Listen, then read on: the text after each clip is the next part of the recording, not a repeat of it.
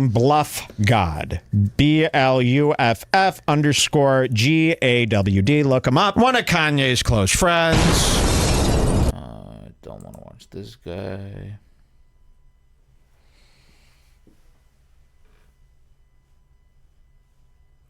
Let's check this out. The inescapable downfall of Joey Badass.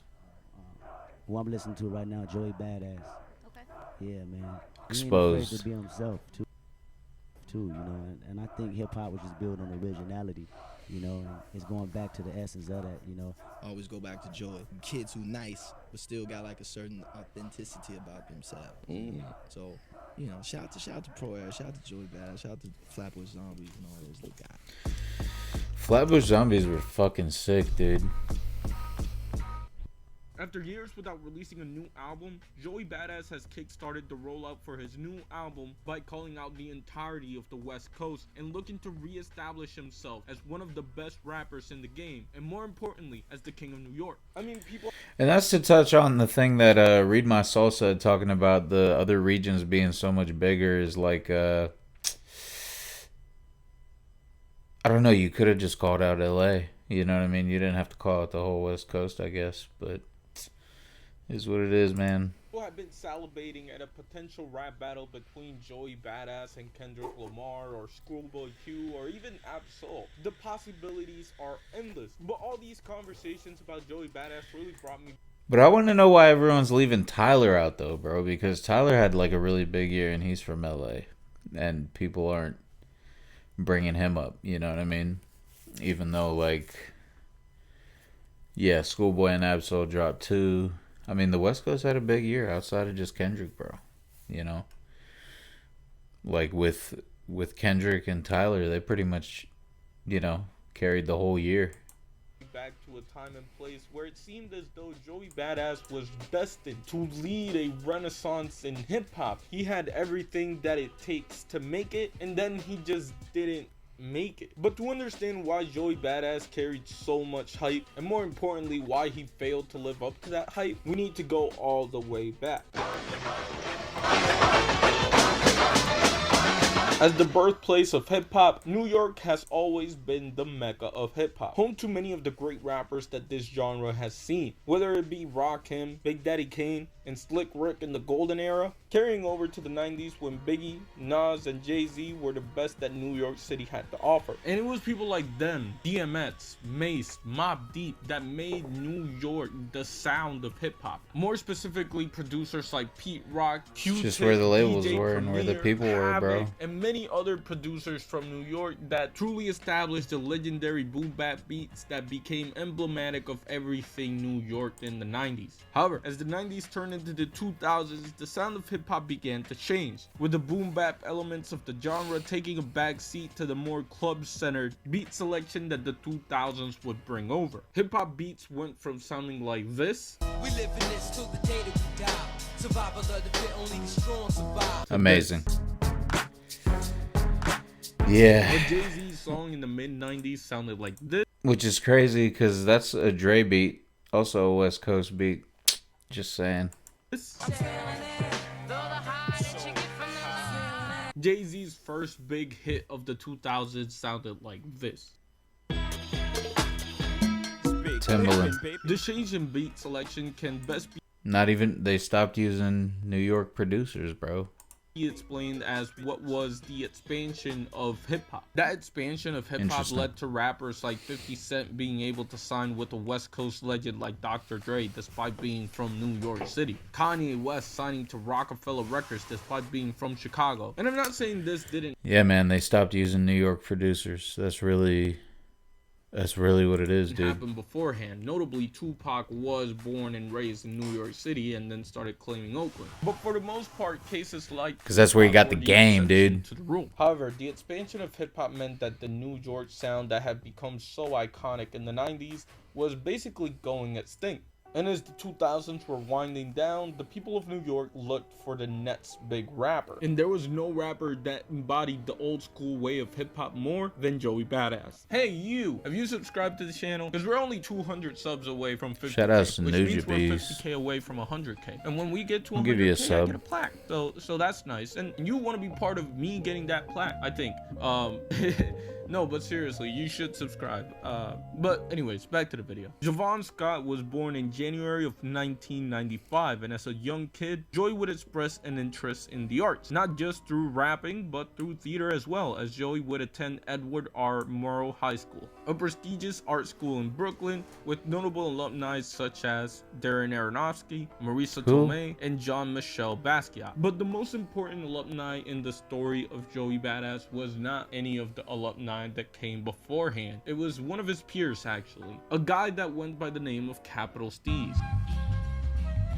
For those that don't know, Capital Steez is one of the founding members of Pro Era, which is the hip-hop collective that Joey Badass was a part of when he first started his career. And though Joey Badass was chosen to be the lead man for the group, it was clear that Capital Steez was the visionary behind it, with part of that vision being that Joey Badass should be the voice of the collective. Something that was definitely important for Joey at the time, as he was more shy and reserved compared to the Joey that we see today. Take this interview with The Source, for example, where Joey Badass is clearly uncomfortable, clearly trying to hand the mic away to one of the group members, only to be stopped by Steez and essentially forced to keep the mic and keep talking. That was Nice. the dynamic that the two had, and it's safe to say that it worked pretty well. And with the support of Capital Steez and Pro Era, a 17-year-old Joey Badass was getting ready to release his first mixtape in the way of 1999. Niggas don't want war, I'm a Martian with an army of True Spartans. to its name, 1999 was symbolic of everything that made the 1990s such an iconic time for hip-hop. Whether it be through lyricism, production, or the flows that Joey Badass was putting on wax, 1999 became an instant classic. And given that Joey was only 17 at the time, Great mixtape, never heard it.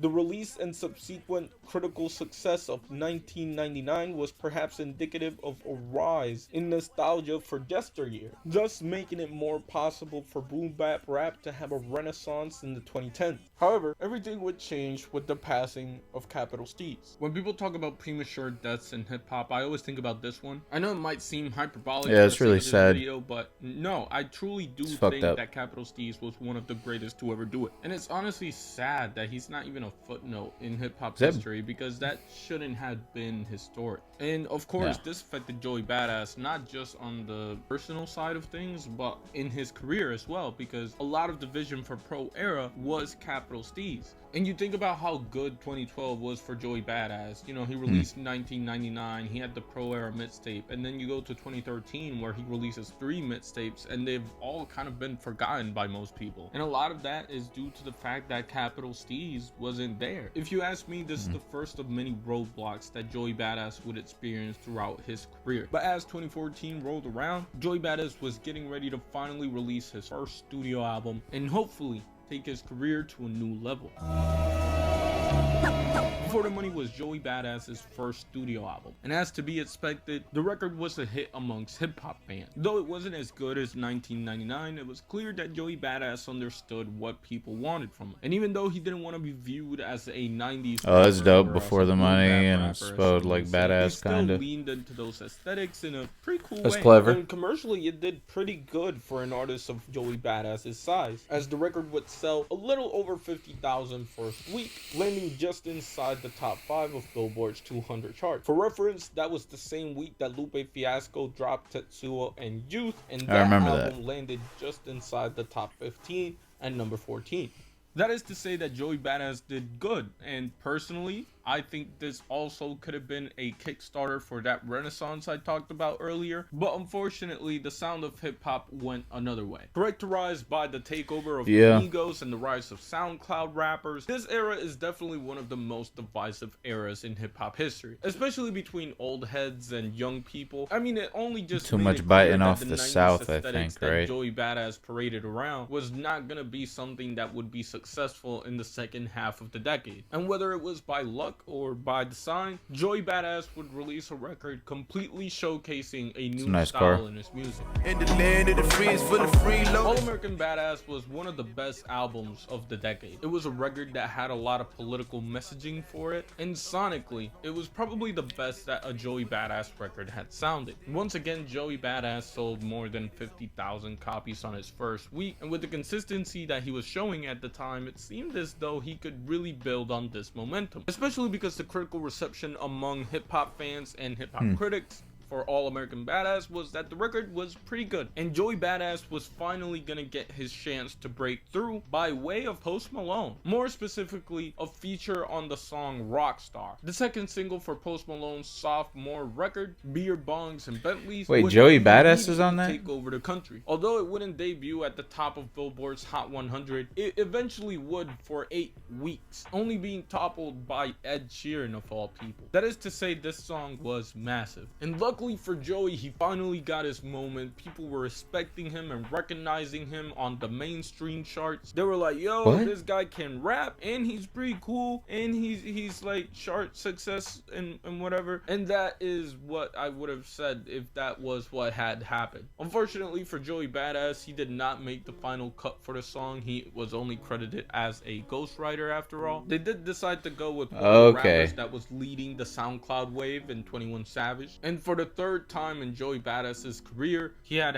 to face another setback on what could have been another breakthrough. I mean, that song would have been the first song of Joey Badass to make the Billboard Hot 100, which once more could be looked at as another roadblock and setback on the career of Joey Badass. Because after 2018, Joey Badass wouldn't really focus on music. He would release like a little bit of music during the pandemic, come back in 2022, but it's safe to say that the hype for Joey Badass was gone. What was once one of the most promising careers in all of hip-hop eventually ended up being nothing more than wasted potential. Or so you might think. Of course, this may not reflect on the Billboard charts, but Joey Badass does have a few TikTok classics, which I know for a lot of people isn't necessarily like the most craziest thing, but for someone like Joey Badass, that is a pretty big deal. And remember how Joey Badass went to a school that focused on theater art? Well, his acting career has been pretty successful, I'd say. Like, he is the lead actor for... Yeah, someone in, I think it was Nugs from... forget what his channel is called.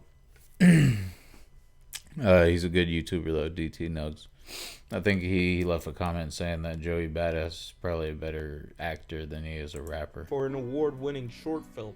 And not just any award, the Academy Awards at that. There are actors, there are like 95% of actors that will never be able to say they did that. But Joey can. Of course, you can say that the career of Joey Badass is failure, or that he's a flop, or that he wasted his potential. But is it no really? way. I mean, to me, hip-hop is more than how you perform commercially. And critically speaking, Joey Badass is one of the best rappers in the game right now. Sure, he didn't become the King of New York. He didn't make a renaissance happen, but what he does have is 2 undisputed classics in his discography and a pretty good album in Before the Money on top of that. So could you say that Joey Badass it's more than a is lot of failure? other artists I guess, can say. but in my life For sure. I've learned that life is all about perspective, and from my perspective I see the career of Joey Badass as a huge success.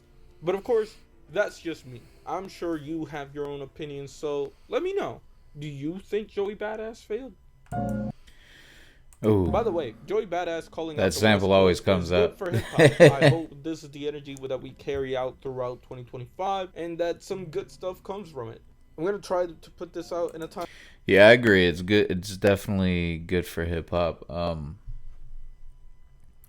Yeah, I don't think he's a failure by any means, dude. Like, I'm a big Kendrick fan, you know what I mean? But I'm not gonna say this dude's a fucking loser or anything like that. Like, he's definitely like really successful. Like, and to be real, I don't know. Like I said earlier, I don't really know who else out of New York who is qualified with this Kendrick. You know what I mean? Or the West Coast in general. Psychotic, bro. You know what I mean? It is what it is, though, man. You know. No, I don't think he's a failure. Yeah, I don't know, dude. It's getting late. We'll probably get back on stream tomorrow.